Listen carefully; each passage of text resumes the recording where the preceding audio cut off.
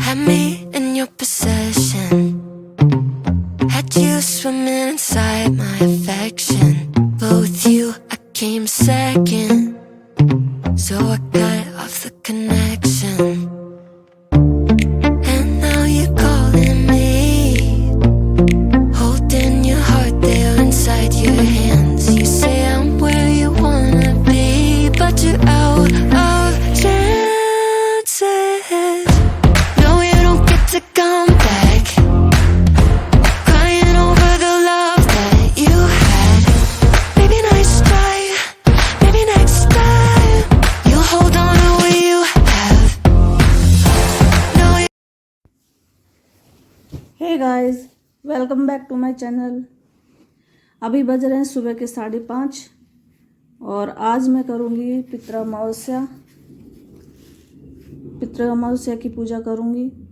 वैसे तो हम हर महीने की पितृ अमावस्या करते हैं, लेकिन 12 महीने में एक कनागत के मास की अमावस्या होती है जो सबसे बड़ी होती है। इसकी विशेष पूजन किया जाता है हमारे यहाँ पे। कहा जाता है कि कनागत में जो पितृ होते हैं, हमारे पूर्वज होते हैं, वो धरती पर एक बार अपने वंशज परिवारों को देखने के लिए आते हैं और अपना आशीर्वाद देते हैं। तो इस दिन लगभग सभी पितरों की, सभी पूर्वजों को खाना खिलाया जाता है। तो मैं कर रही हूँ उसी की तैयारी। सुबह उठ के सबसे पहले मैं कर रही हूँ रसोई की सफाई। सारी सफाई करने के बाद फिर मैं बनाऊंगी खाना। लगभग मेरी सारी रसोई साफ़ हो गई है और अब मैं खीर बनाने की तैयारी कर रही हूँ। सारे बर्तन मैंने धो के रख दिए हैं, लेकिन उससे पहले मैं नहा के आऊँगी और फिर खाना बनाऊँगी। मैं नहा के आ गई हूँ और रसोई का सारा सामान वापस से साफ़ करके जचा रही हूँ इसको, और फिर खाना बनाऊँगी। कनागत की अमावस्या का विशेष महत्व होता है। कनागत के 15 दिन हमारे पूर्वजों के नाम होते हैं। कहा जाता है कि धरती पर वो एक बार अपने परिवार को देखने के लिए आते हैं कि वो कैसे रह रहे, खुशी हैं कि नहीं।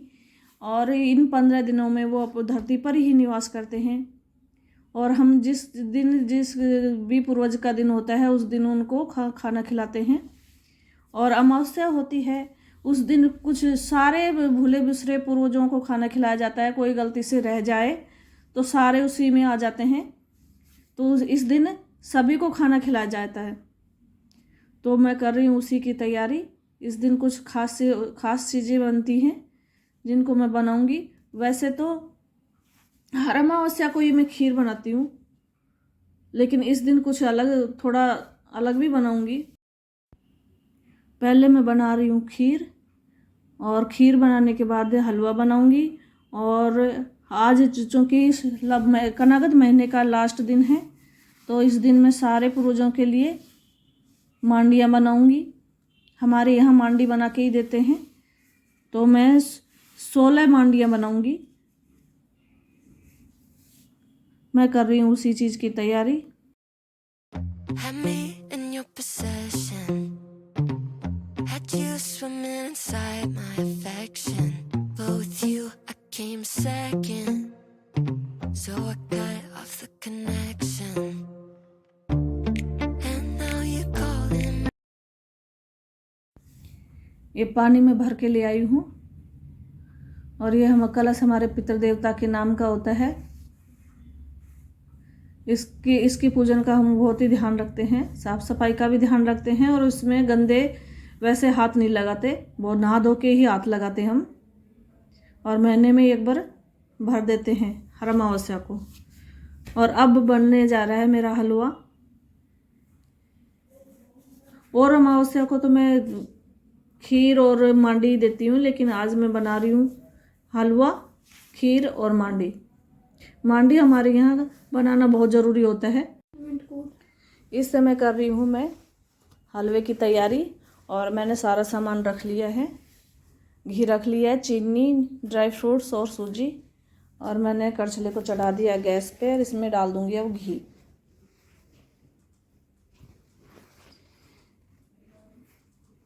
गैस की आंच को मीडियम ही रखना है। और घी गर्म होने के बाद मैं डाल दूँगी इसमें सूजी। इसको मैं लगातार मीडियम आंच पे चलाती रहूँगी और धीरे धीरे ये भुनता रहेगा। आंच को तेज़ नहीं करना है, मीडियम ही रखना है। और मीडियम आंच पे पकाते हुए जब इसका कलर ब्राउन ब्राउन होने लग जाए, इसमें भी खुशबू आने लग जाए ना थोड़ी थोड़ी, तो समझ लेना चाहिए कि सूजी हमारी पक गई है। और ये देखिए ऐसा कलर हो गया है। अब इस समय मैं डाल दूँगी इसमें पानी। और पानी डालने के बाद अब इसको लगातार चलाते हुए रहना है।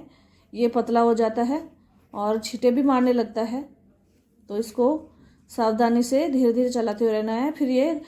फिर गाढ़ा हो जाएगा और जितना नरम हमको चाहिए उस पर रखना है। और फिर हम इसमें डाल देंगे चीनी। ये देखिए अब गाढ़ा हो गया है ये, और अब मैं इसमें डाल दूँगी चीनी। चीनी डालने के बाद ये फिर से थोड़ा पतला हो जाएगा, क्योंकि चीनी पिघलेगी ना, तो ये चीनी पिघलेगी तो फिर ये नरम हो जाएगा। तो इसको थोड़ा और पकाएंगे। इसको लगातार चलाते हुए रहना है और सारे हलवे में चीनी को मिला लेंगे, ये पिघल जाएगी। और फिर लगभग हमारा हलवा हो गया है तैयार। अब मैं इसमें डाल दूँगी कुछ ड्राई फ्रूट्स, जिसमें मैंने काजू काट के रखे हुए हैं वो डाल दूँगी, और कुछ मैंने किशमिश काट के रखी हुई थी, अब वो भी डाल दूँगी। हलवा हो गया मेरा बिल्कुल रेडी। और अब मैं करूँगी मांडियों की तैयारी। Had me in your possession. Had you swimming inside my affection. और दिनों तो मैं 2 ही मांडियाँ बना के देती हूँ हमारे कुल देवता के नाम की, लेकिन आज मैं भूले बिसरे सभी पूर्वजों के नाम की मांडी बना रही हूँ। तो मैं बनाऊँगी 16 मांडियाँ। मैं मांडी छोटी छोटी बनाऊँगी, क्योंकि आज के दिन लगभग सभी अमावस्या निकालते हैं। तो जो गौ माता है ना, वो भी इतना नहीं खा पाती है, इसलिए वो वेस्ट जाता है और वो बीमार भी हो जाती है, क्योंकि सब आज के दिन अलग अलग पकवान बना के फिर वो गाय को देते हैं, जो उसके लिए अच्छा नहीं होता। इसलिए मैं जो जितना भी बनाऊंगी थोड़ा थोड़ा बना के और फिर दे के आऊँगी। मांडियाँ देखिए मैंने बिल्कुल छोटी छोटी बना दी हैं, बिल्कुल छोटी मांडी बनाई है। और अब मैं बना के 16 मांडी इनमें घी लगा के इनको ऊपर थोड़ा थोड़ा फिर हलवा रख दूँगी। हलवा भी थोड़ा ही रखूँगी, क्योंकि गाय खा ही नहीं पाएगी इतना, क्योंकि हर घर में अमावस्या निकालेंगे आज और सभी गाय को दे के आएंगे, तो गाय इतना नहीं खा पाएगी, वो वेस्ट जाएगा। और गाय के बीमार होने के भी चांस है, क्योंकि वो तो बेचारी बोल नहीं सकती ना, पशु है वो तो, और उसको तो खाने के लिए देंगे तो वो तो खा जाएगी, लेकिन फिर बाद में वो बीमार हो जाएगी, नुकसान होगा। तो धर्म की जगह पाप हो जाएगा ये तो। इसलिए मैं कोशिश करती हूँ कि थोड़ा थोड़ा ही बना के दूँ। ये देखिए मैंने सारी मांडियों में हलवा थोड़ा थोड़ा रख दिया है, थोड़ी सी खीर रखी है। और अब मैं कर रही हूँ जोत की तैयारी। हम पहले घर में ही पितृदेवता की पूजा करते हैं, उसके बाद मांडियों को गौ माता को दे के आती हूँ। आज का दिन हमारे लिए बहुत खास होता है, क्योंकि हम हमारे कुल देवता की पूजा करते हैं। वैसे तो हर महीने हर अमावस्या को हम कुल देवता की पूजा करते हैं, जो पितृ के नाम से जाने जाते हैं, लेकिन आज का दिन कोई खास होता है, क्योंकि इस दिन हमारे लगभग सारे पूर्वज धरती पर आते हैं और उनका खाने का काम, खाना खाकर हमें आशीर्वाद दे के जाते हैं। तो इसी क्रम में आज मैं मना रही हूँ पितृ अमावस्या, और हमारे सभी पूर्वजों को आज भूले बिसरे कोई रह भी गए हों पूरे 15 दिन के कानागत में, तो उनको खाना खिला के उनका आशीर्वाद लेंगे। भगवान हो या पितृ देवता हो, वो सब आपके मन के भाव को देखते हैं। ये नहीं देखते कि भैया आपने कितना अच्छा पकवान बनाया है, कितनी धूमधाम से किया है। वो तो आपके अंदर के भाव को देखते हैं, कितने सच्चे मन से आपने उनका आदर किया है। तो उसी हिसाब से आपको आशीर्वाद दे के जाते हैं, और उनकी भी आत्मा तृप्त हो जाती है कि भाई मेरे परिवार, पीछे से जो परिवार है वो बहुत सुख शांति से रहता है। तो हमेशा घर में सुख शांति बनी रहे, कलह न हो, और सच्चे मन से भगवान की पूजा की जाए, तो इसमें भगवान भी खुश होते हैं और हमारे पितृ देवता भी खुश होते हैं।